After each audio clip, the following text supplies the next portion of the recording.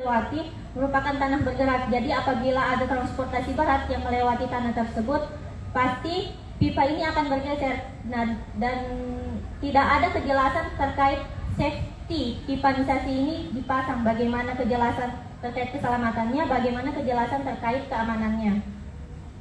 Tidak adanya sosialisasi dan transparansi izin dari perusahaan kepada masyarakat, sehingga masyarakat merasakan ketakutan terhadap adanya pipanisasi ini.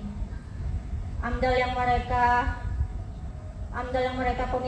komitmenkan juga di tahun 2020 itu telah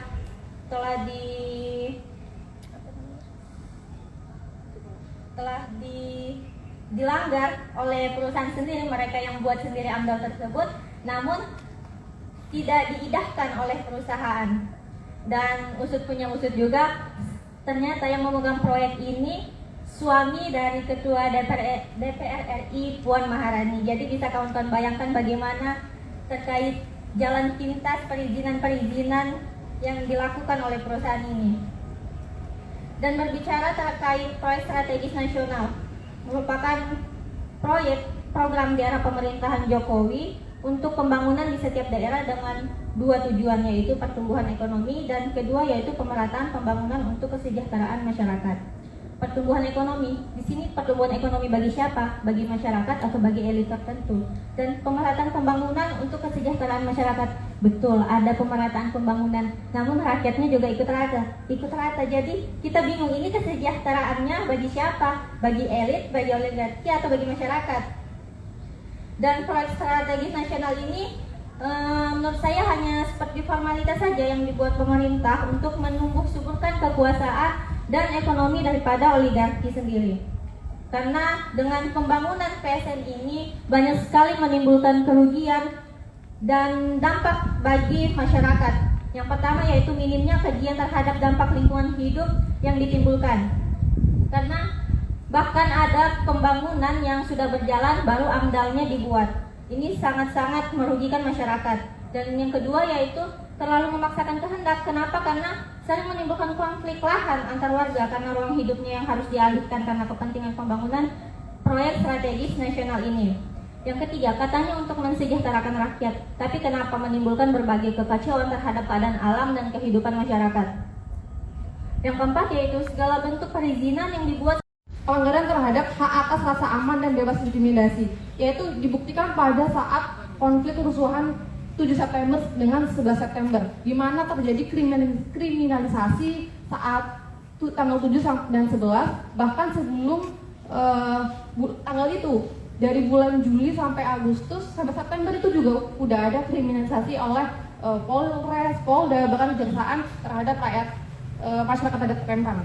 Yang kedua juga terlanggarnya hak tempat tinggal yang layak, di mana relokasi ini yang awalnya masyarakat adat Rempang itu berada di tepi atau pesisir, tiba-tiba didorong untuk ke daerah lebih dalam dan sedikit lebih tinggi. Jadi seakan-akan merubah struktur sosial masyarakat dari mata pencariannya nelayan, tiba-tiba menjadi dipaksa untuk menjadi seorang petani, pekebun. Itu sama saja seperti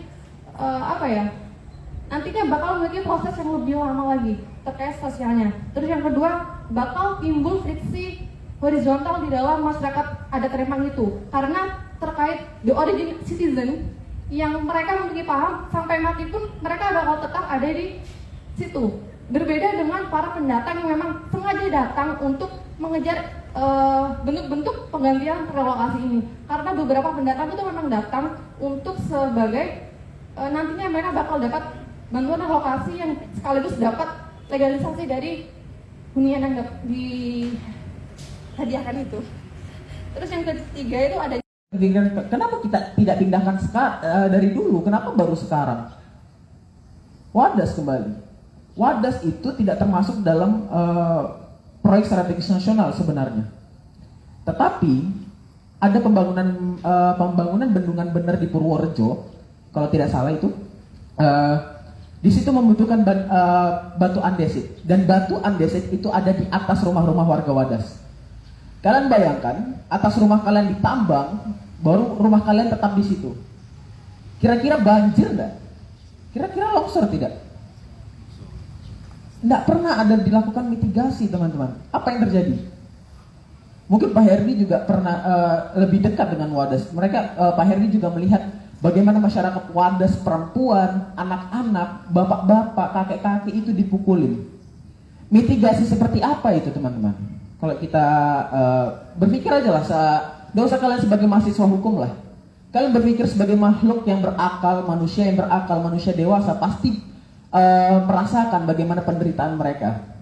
Warga Rempang tidak mau pindah, ditembak gas air mata. Oh, karena angin itu masuk ke sekolah. Bodohnya kenapa ditembak gas air mata? Itu di pemukiman warga. Mereka tidak pernah mempertimbangkan apa yang bakal terjadi ketika ditembakkan gas air mata. Dengar kata Wadas atau PSN, apa yang kalian pikirkan? Kalian juga dong. Oh iya gini sih. Dalam hati, oke.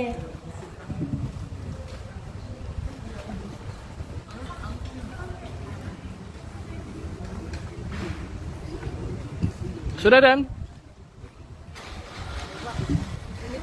Udah semua? Udah semua? Jurnal.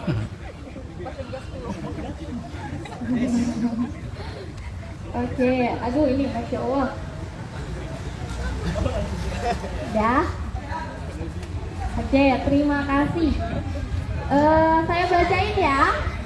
Jadi di sini ketika kalian mendengar kata Wadas ataupun PSN itu ada baca pres.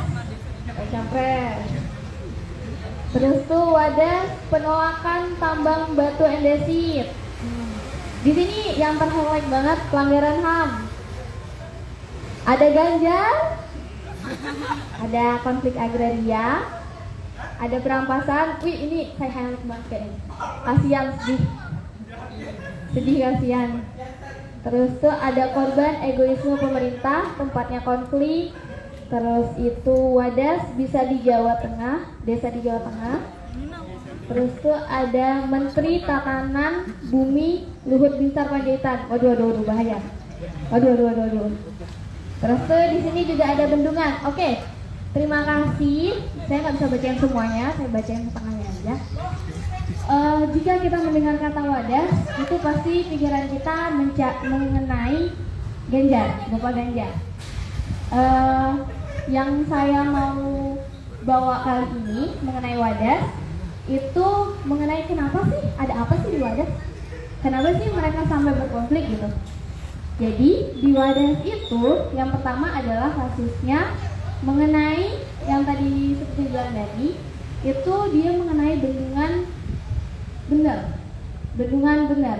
Jadi di situ sebenarnya Wadas ini nggak terkena bendungan benar ini. Itu dia awalnya udah dikasih tahu dari tahun 2013, wacananya dari tahun 2013, tapi